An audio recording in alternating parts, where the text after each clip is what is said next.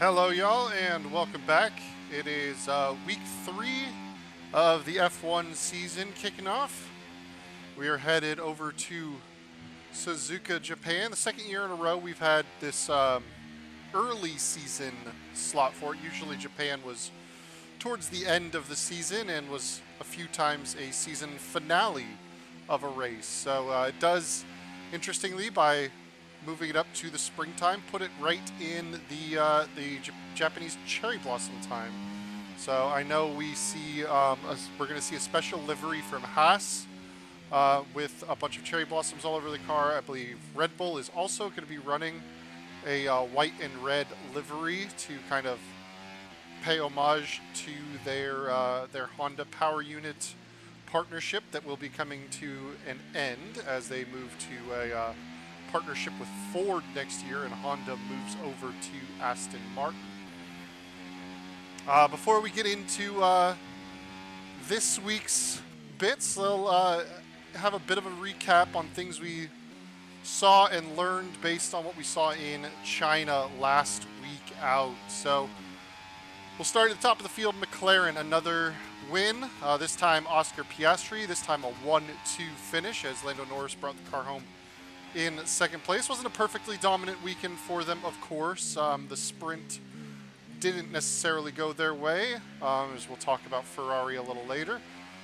But overall, Oscar Piastri showed some very good pace, getting ahead of Norris on qualifying over a race weekend. Showed he has the ability to execute an entire race distance. Of course, the mistake he made back in Australia probably haunting him, as he would, if he had finished second in that Australian race, he would be leading the championship thanks to the points that he scored over Norris in the sprint race. But one of the tougher front-end tracks and tire deg tracks is where usually would have been Piastri's weak point. So to show up and have a very good result in China around a track that technically ended up not being quite as high degradation as we thought it was going to be, although that might come down to what Pirelli's done with the tires, was a good feather in his cap. However, Lando Norris nursing that brake issue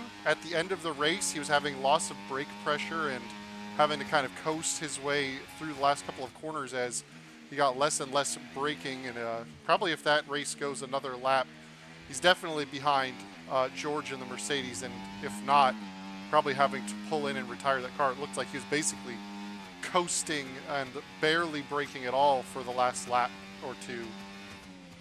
So we'll see how Norris handles this week out here in Japan. Of course, we'll move down the grid.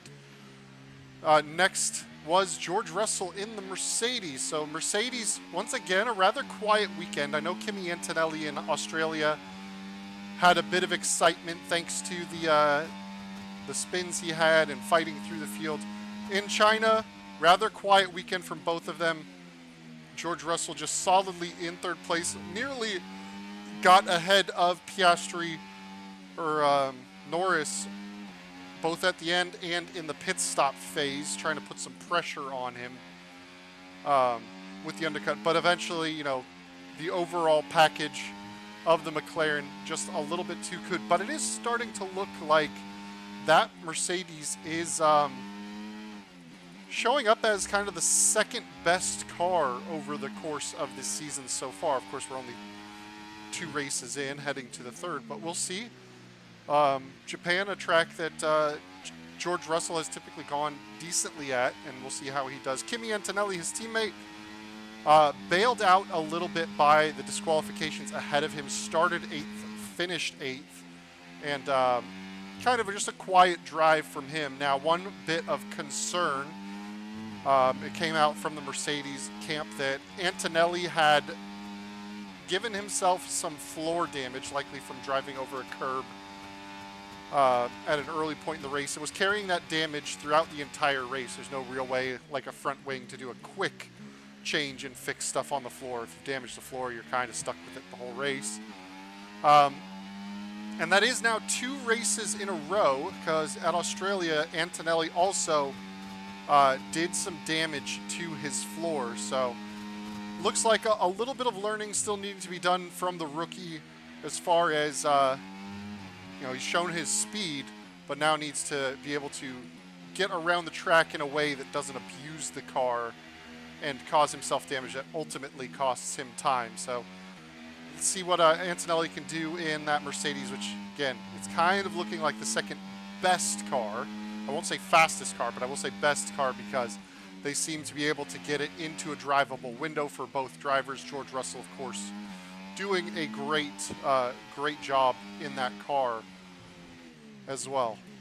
Next up, a bit of a mixed bag from the Ferrari team. Of course, very exciting for Hamilton to grab a sprint pole and a sprint win, and a decent result from Leclerc there in the sprint, but fighting kind of just around the top 5 in the race. That Ferrari definitely looks to have taken a step back in the race, and of course the 2 DSQs for the 2 different reasons. So the Ferrari looking like it may have the overall pace to potentially be just behind the McLaren, if not fighting with it. However, it looks like that setup window on that car is very small and hard to get nailed in just right. So the pace is there, but getting it effectively is proving to be the tough bit here.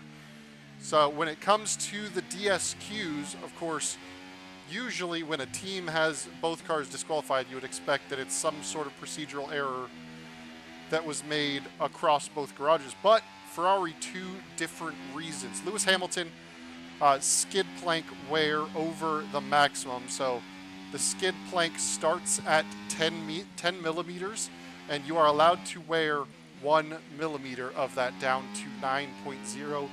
His measuring it at 8.6, I believe it is, at the end. So only 0.4 of a millimeter the difference in that skid block wear, but alas, it means it was a DSQ. And so it does look like, after we heard that Ferrari had to make adjustments to the ride height of the car in Australia to raise it up, again, getting a DSQ for running too low, for wearing that skid block. It's looking like Ferrari is going to have some track-specific struggles whenever the track is not very smooth.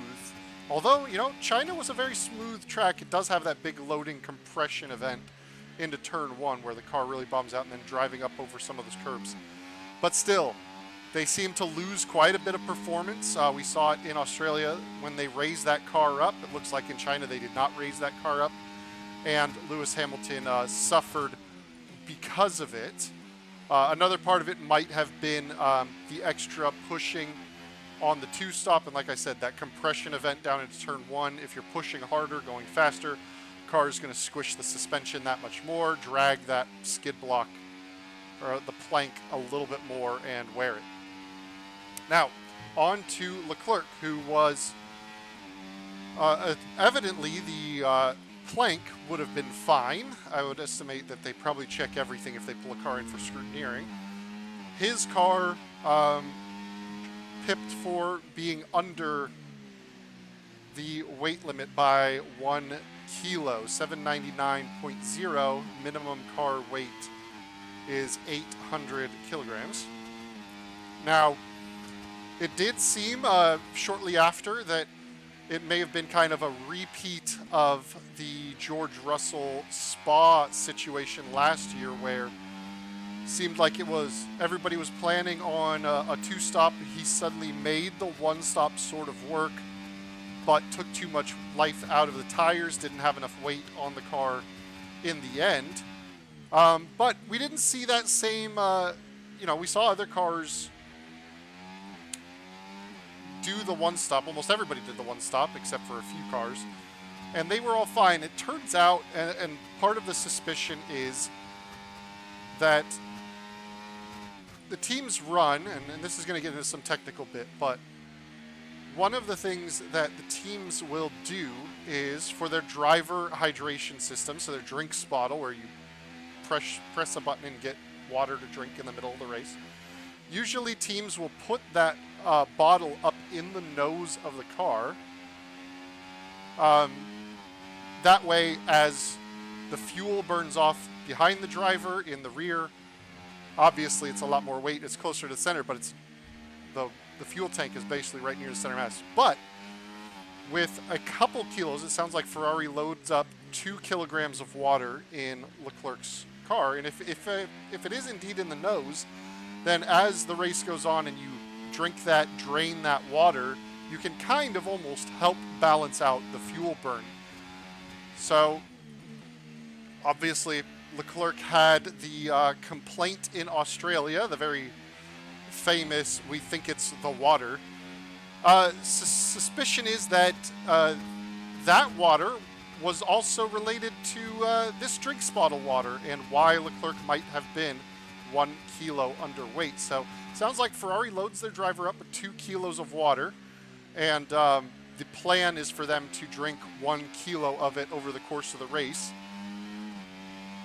And it seems like their hydration system had sprung a leak and dropped the rest of that water. Now, how true or accurate that is, I'm sure F1 teams will never truly release it, but some of the rumbling and comments around the paddock looks like that might have been the case as to why Leclerc was a kilo under. An issue with his drink system again, basically just draining water that then falls out of the car and, is no longer usable.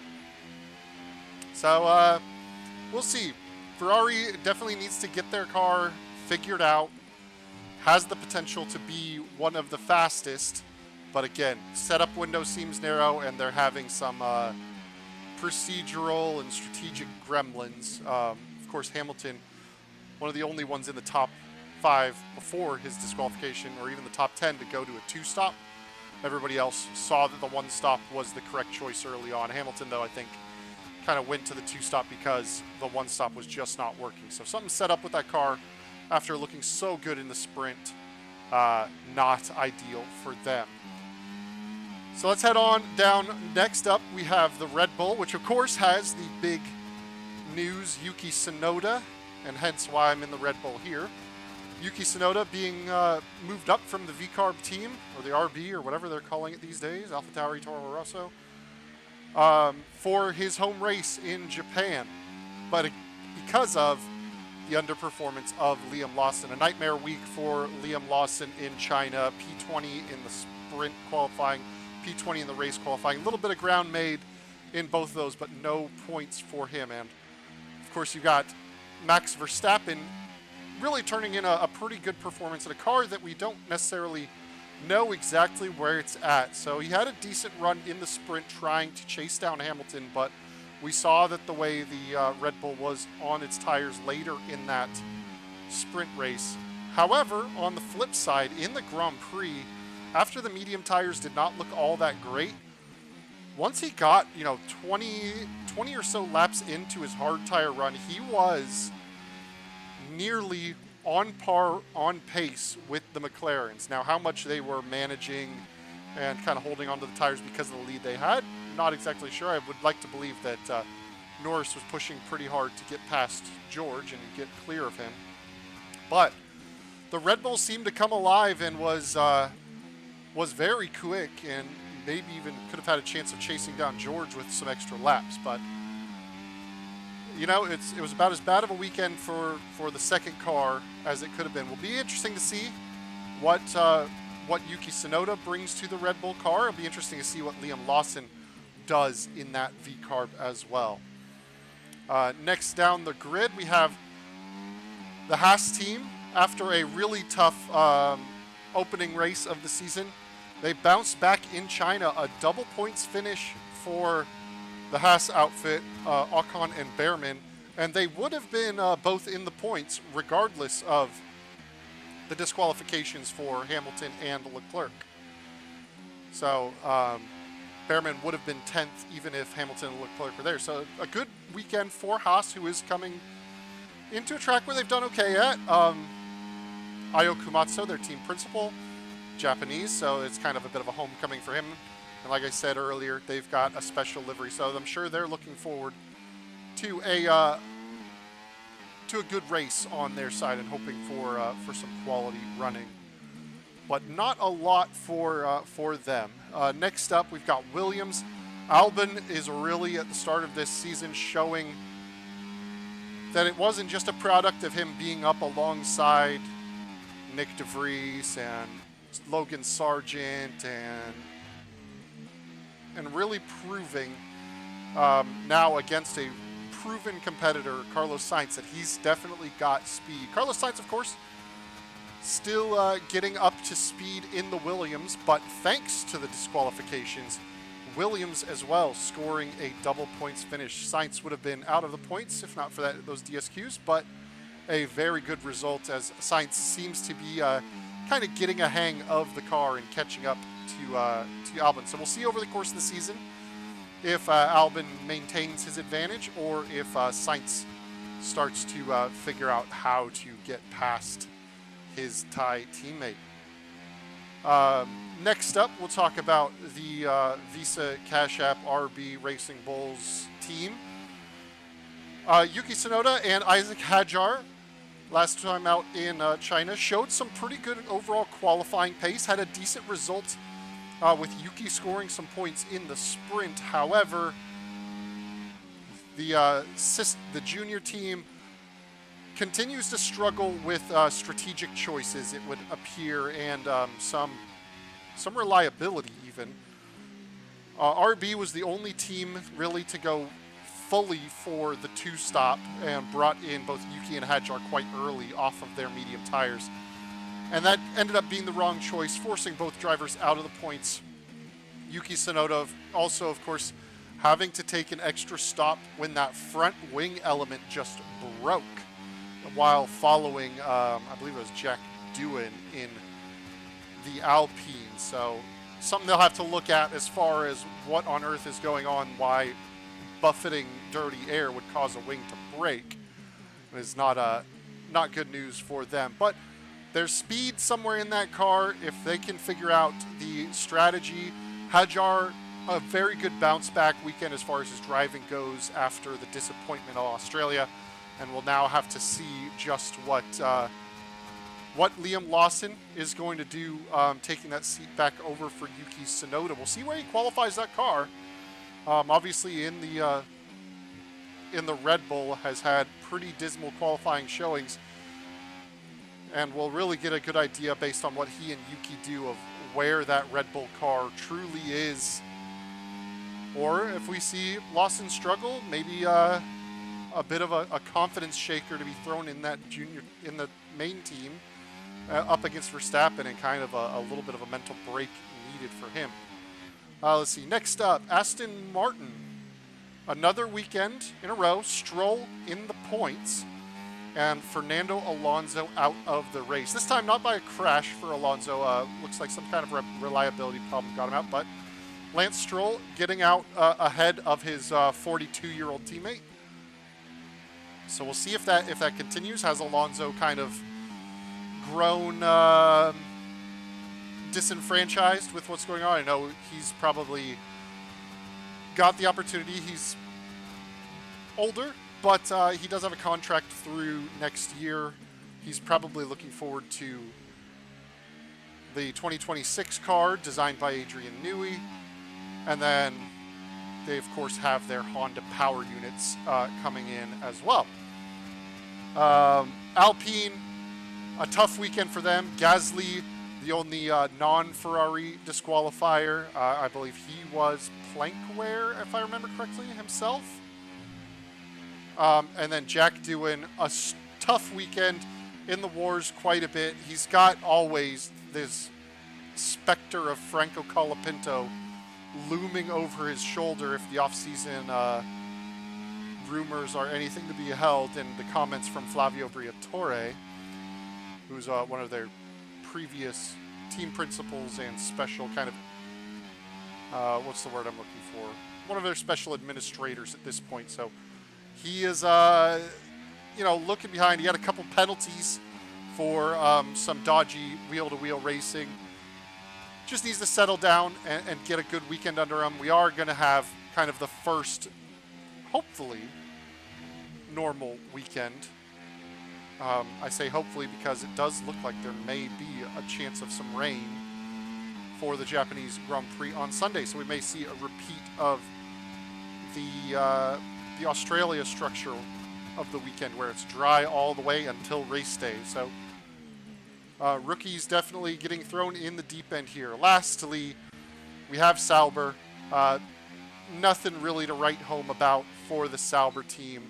Consistently kind of on the slow, quiet weekends.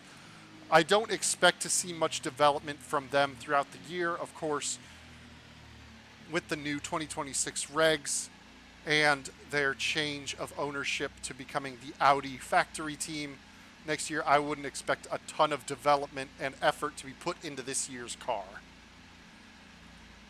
All right, so that brings us right here to the P1 grid box of the Japanese Grand Prix circuit, and this little no direction thing. There we go, let's get that off the screen. So we'll take a quick tour around the track, and then we will talk tires. I'm sure you've seen quite a few laps of me just kind of twiddling it around at this point, but we will give a little more focused run. So a modest run down to turn one. Ooh, a lot of wheel spin there. And down to turn one, not a lot of braking zone. Side by side, drivers off to lift out, but you're really not braking until you get to the second portion of the corner at the start. And then you are into the S's. Very much, get single file, get it sorted out as much as you can. If you're offline here, you can lose a ton of time. Then you've got Dunlop sweeping left-hander up the hill. On lighter fuels, it'll be flat out. We'll see if they can do it on heavier fuels. Then into the Degners, very quick little right-hander here, and then you're on the brakes for the slower right-hander where you pass under a section of the track. As you can see from the track map, the only figure of 8. Now into the hairpin. You can kind of take two lines where you can either stay tight to the curb on the inside or swing high around the outside of it as well. But you then take this long sweeping combination into the double left-hander of spoon. First part, break it in, then slow the car down for this tighter section and try and get on the power nice and early. Run it out to the curb, because now you have a long straight with no DRS as you head to 130R, the famous left-hander at the top of this hill. Flat out, pitch the car, and it's not much for modern F1 cars to do, and then you're into the final chicane, the Casio triangle. Get the car slowed down, take a lot of curb is the quickest line around there, although that was not my cleanest because I'm talking. And then you open up the rear wing for the only DRS zone on the track, which is headed down to turn one. In race, you'll typically see drivers lift and then start to brake on their way in through here. Obviously, I'm on the time trial car, which is soft tires and basically zero fuel. You don't have to worry about the fuel, but not a lot of overtaking opportunities around the track. We did see on some high tire differential Yuki Tsunoda make some pretty daring overtakes, one around the outside in the S's, and then another getting a little slingshot to dive to the inside of the second Degner corner here. But otherwise, when you look at the hairpin, you do get a short run, some lunges, but usually more mistakes than lunges that come off. Usually you're going to lock up and kind of plow up into the inside car. But otherwise, really, really tough track to overtake on. Qualifying is going to be really important. DRS was decently powerful down the front straight the last couple of years. But really, where it's going to come out is potentially going to be in tire strategy. Last note, though, Japan, very bumpy track. I expect Ferrari's probably going to have a tough time around here if they are continuing to have issues with the height that they run their car. They're going to probably struggle a bit. But the bumps, of course, F1 cars, no traction control, no anti-lock brakes. It's all done via the left foot for the braking. So these bumpy areas can cause some lockups for the less experienced drivers. So expect to see rookies might make some mistakes. Even veteran drivers like Perez made some mistakes into the hairpin trying to come back from a poor qualifying. But as we head on to talk about the tires, much like China, it is a supposed to be a pretty high degradation circuit. The first sector, those S's, really puts a lot of strain through the front tire. Same with the Degners here.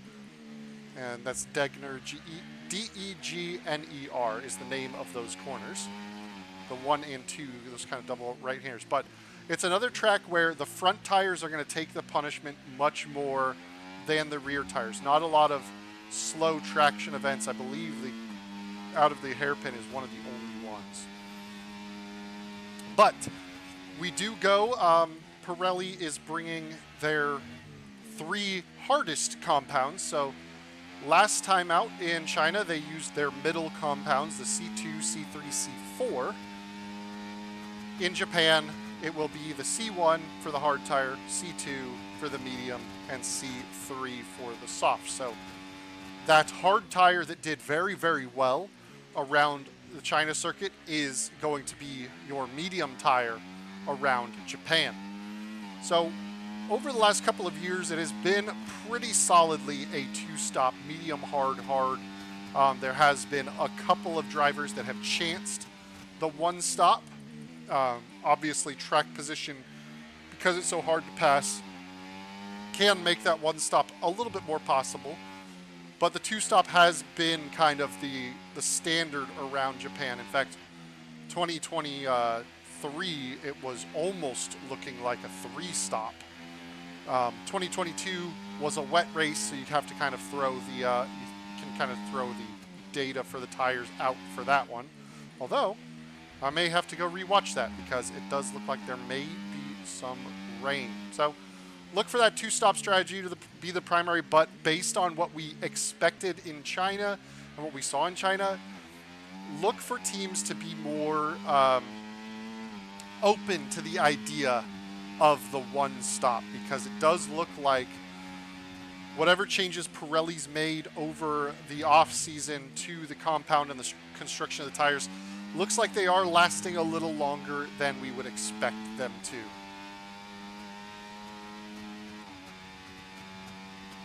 Anything else to cover? I think that's going to be just about it for this time through. Oh, of course, overtaking zone into the chicane here. Hammer the brakes and hope for the best. And don't lock up like I just did. See, brain wanders and you make mistakes out on track. We'll go for one push-ish lap. I won't go super hard. See if anything else comes to mind. But yeah, storylines are going to be, does Mercedes maintain their form? Does Red Bull think they figured something out on their harder compound tires? Big storyline, of course, with Red Bull. How does Yuki Tsunoda look in that Red Bull? He's been, was kind of my pick to be in there ahead of Lawson, but,